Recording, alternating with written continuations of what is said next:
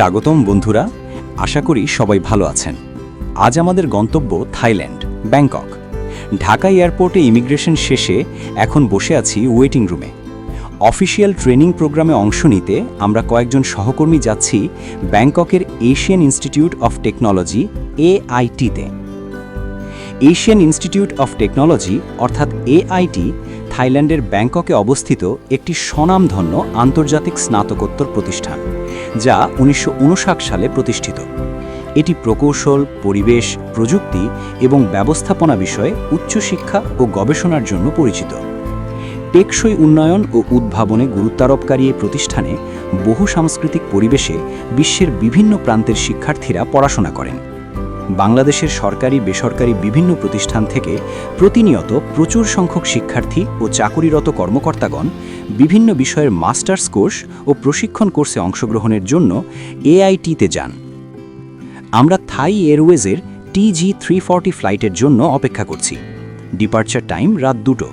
আমরা রাত 10টার মধ্যে এয়ারপোর্টে উপস্থিত হয়েছি। এয়ারপোর্টে বসে ফ্লাইটের জন্য অপেক্ষা করার মধ্যেও বেশ আনন্দ উপভোগ করছি।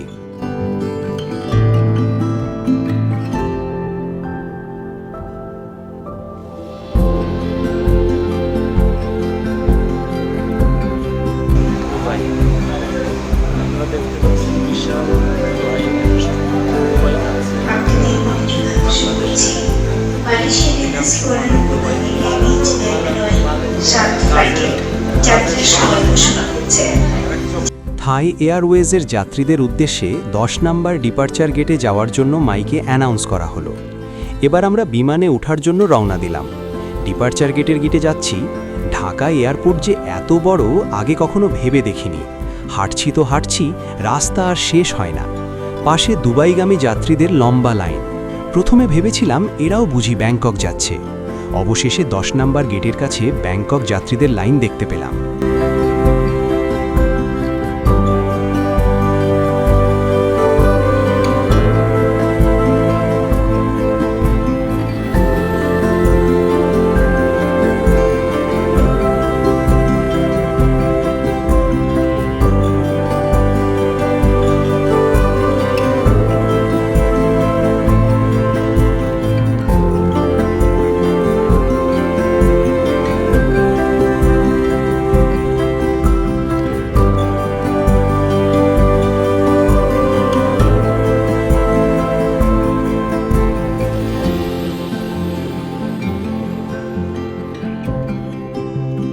সকল প্রক্রিয়া সম্পন্ন করে বিমানে পা রাখলাম। ফ্লাইট অ্যাটেন্ডেন্টরা থাই ভাষায় যাত্রীদের অভ্যর্থনা জানাচ্ছেন। বিমানে পা দিয়েই মনে হলো ব্যাংকক বুঝি এসে গেছি। সে এক রোমাঞ্চকর অনুভূতি।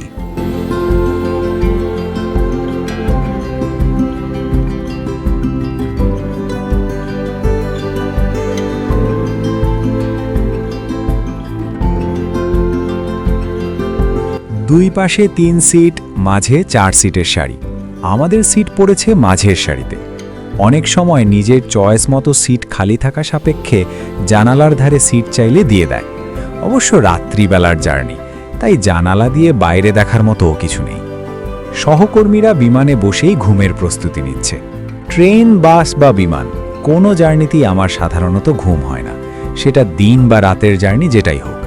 রাতের অন্ধকারে ছুটে চলার মধ্যেও আমি আনন্দ পাই।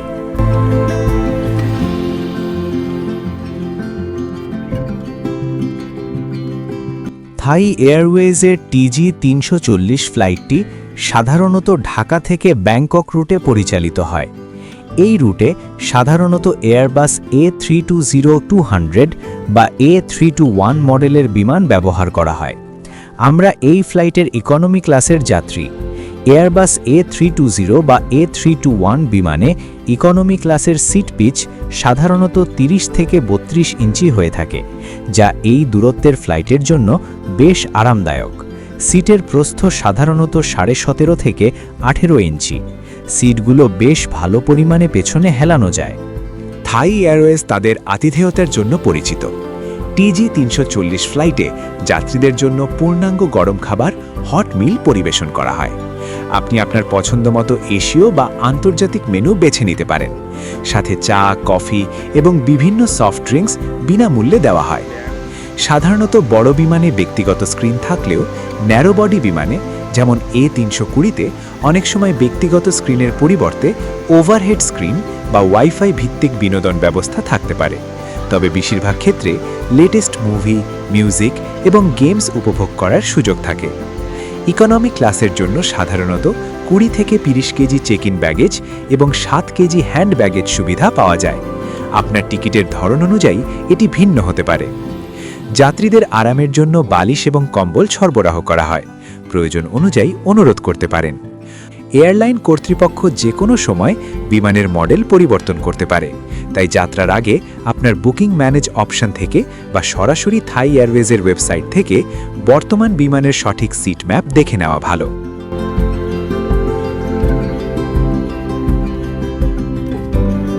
অন্ধকার আকাশের বুক চিরে যখন থাই এয়ারওয়েজের TG340 ফ্লাইটের চাকাগুলো সুবর্ণভূমি বিমানবন্দরের রানওয়ে স্পর্শ করল, তখন ভোরের আলো সবে ফুটতে শুরু করেছে। প্লেনের জানালা দিয়ে বাইরে তাকাতেই চোখে পড়ল স্নিগ্ধ এক মায়াবী আভা। ভোর 5:30টায় ব্যাংকক সুবর্ণভূমি এয়ারপোর্টে পৌঁছে গেলাম। ব্যাংককের মাটিতে পা রাখলাম।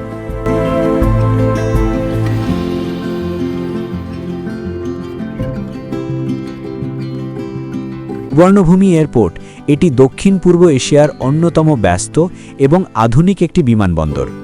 সুবর্ণভূমি মূলত একটি বিশাল মেইন টার্মিনাল এবং একটি নতুন স্যাটেলাইট টার্মিনাল নিয়ে গঠিত। প্রধান টার্মিনালের ফ্লোরগুলো এভাবে ভাগ করা। লেভেল 4 ডিপার্চার, এখানে চেক ইন কাউন্টার এবং আন্তর্জাতিক ও অভ্যন্তরীণ ফ্লাইটের বহির্গমন গেটগুলো অবস্থিত। সমুদ্র মন্থন ভাস্কর্যটি এখানেই পাবেন।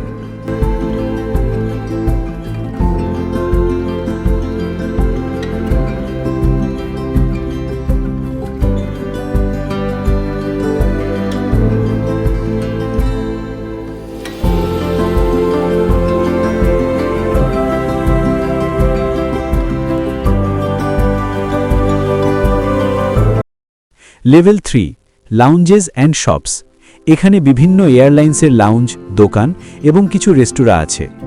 লেভেল 2 অ্যারাইভেল, ইমিগ্রেশন পার হওয়ার পর ব্যাগ সংগ্রহ এবং বের হওয়ার পথ এখান থেকেই মূলত আপনার থাইল্যান্ড যাত্রা শুরু হয়।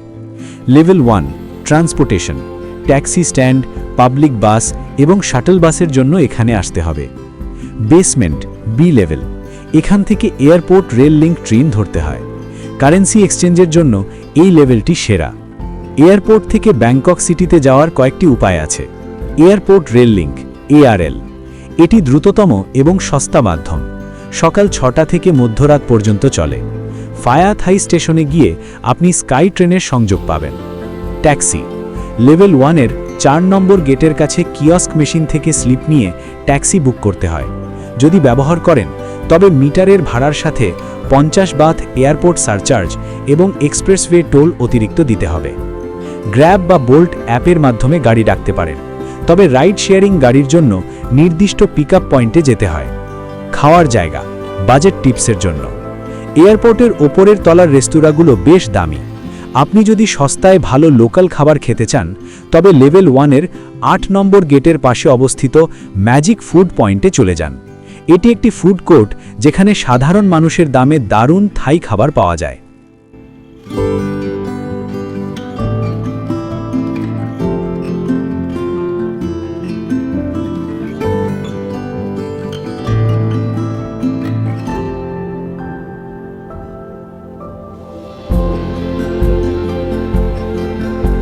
আপনার জন্য প্রয়োজনীয় আরও কিছু তথ্য।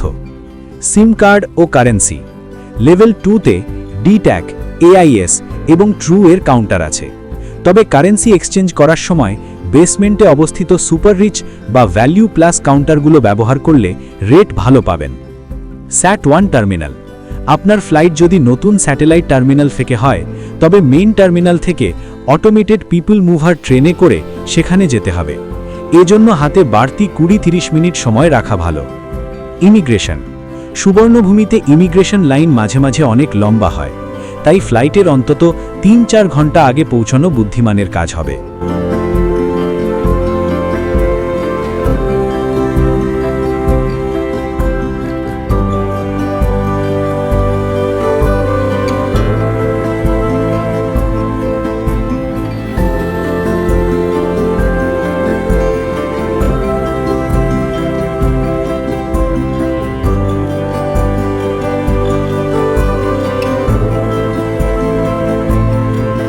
ইমিগ্রেশনের প্রসেস সম্পন্ন করে লাগেজ নিয়ে বের হওয়ার জন্য রওনা দিলাম। আমাদেরকে রিসিভ করার জন্য এশিয়ান ইনস্টিটিউট অফ টেকনোলজি থেকে প্রতিনিধি আসার কথা। তার সাথে মোবাইলে যোগাযোগ করে জানতে পারলাম তিনি বাহিরে অপেক্ষা করছেন। এয়ারপোর্টের এক্সিট গেটের কাছেই হাতে প্ল্যাকার্ড নিয়ে দাঁড়িয়েছিলেন এশিয়ান ইনস্টিটিউট অফ টেকনোলজি থেকে পাঠানো আমাদের মাইক্রোবাসের চালক। মুখে অমায়িক হাসি নিয়ে তিনি আমাদের ব্যাগগুলো গুছিয়ে নিলেন।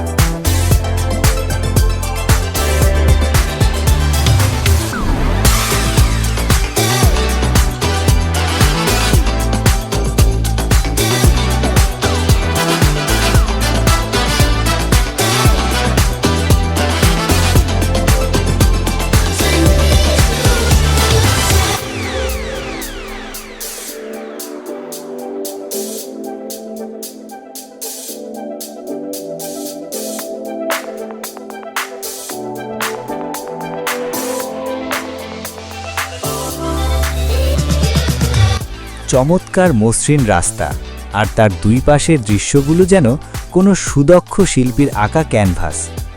গাড়িতে বসা আমরা বন্ধুরা তখন এক গভীর আলোচনায় মগ্ন। জানালার বাইরে ছুটে চলা সুশৃঙ্খল গাড়িবহর দেখে আমরা বিস্ময় প্রকাশ না করে পারলাম না। শত শত গাড়ি চলছে, কিন্তু কোথাও কোনো হুড়োহুড়ি নেই অযথা হর্নের শব্দ। আমাদের বাংলাদেশের ঢাকা শহরের চিরচেনা যানজট আর হর্নের যন্ত্রণার কথা মনে পড়তেই এক দীর্ঘশ্বাস বেরিয়ে এলো।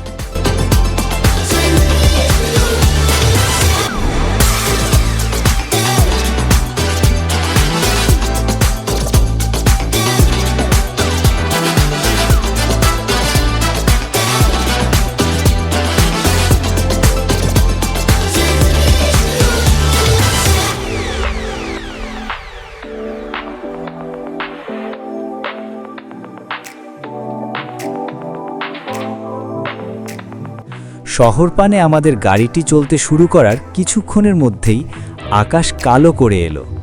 থাইল্যান্ডের ট্রপিক্যাল আবহাওয়া তার রূপ বদলাতে দেরি করল না। শুরু হলো ঝুম বৃষ্টি।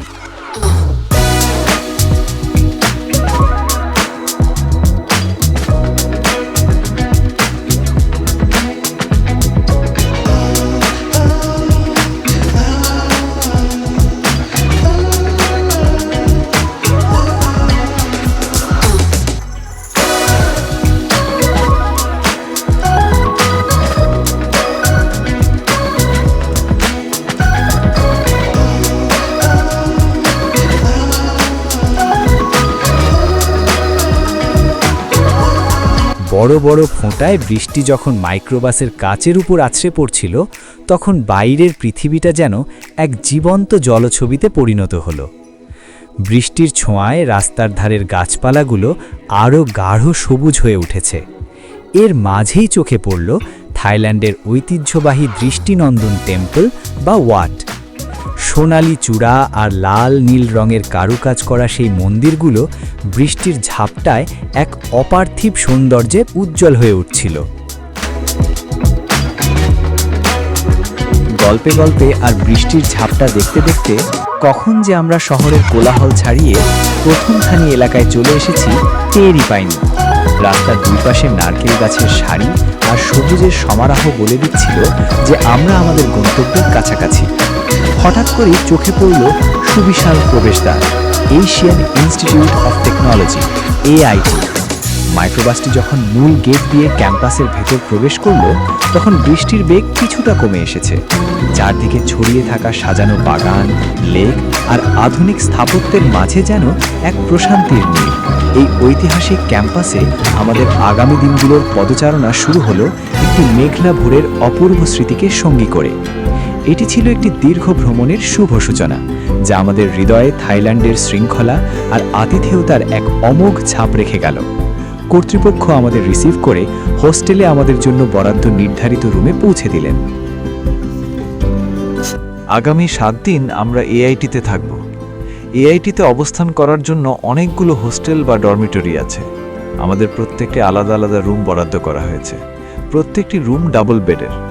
আমি উঠেছি হোস্টেলের 4 তলার একটা রুমে। রুমটি বেশ বড়, একপাশে বারান্দা আছে।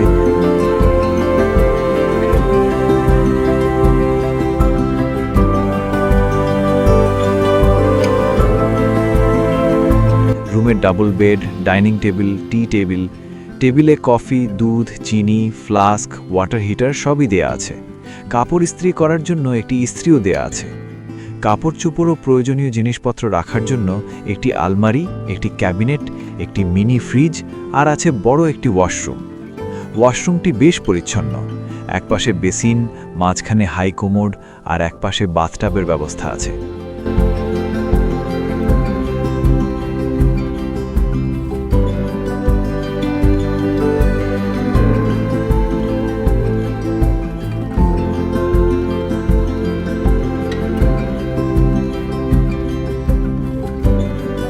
রুমে টেলিভিশন, এসি এবং ওয়াইফাই সুবিধা তো রয়েছেই।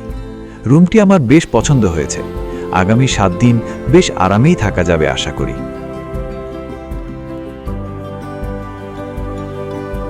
রুমে ফ্রেশ হয়ে চলে এলাম হোস্টেল ক্যান্টিনে। আমাদের প্রতিদিন 3 বেলা খাবার ও চা নাস্তার জন্য জনপ্রতি 1200 বাথ রিচার্জ করা ক্রেডিট কার্ড বরাদ্দ করা হয়েছে। ব্যাংককে আমাদের প্রথম ব্রেকফাস্ট শুরু হলো থাই স্যুপ দিয়ে, দাম 100 বাথ। ব্রেকফাস্ট একটু তাড়াহুড়ো করেই করতে হচ্ছে, কারণ সকাল 9টায় আমাদের প্রশিক্ষণ কোর্স উদ্বোধন হবে। হাতে সময় বেশি নেই, তাই তাড়াহুড়ো করে খাচ্ছি। থাই স্যুপ একে তো প্রচণ্ড গরম, তার উপর প্রচণ্ড ঝাল।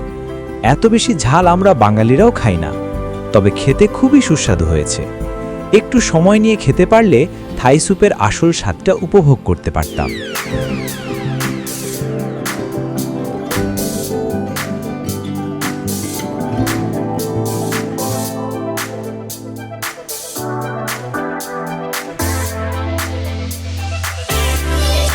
ব্রেকফাস্ট শেষ করে চলে গেলাম ট্রেনিং রুমে। এখানে আমরা 7 দিন থাকব।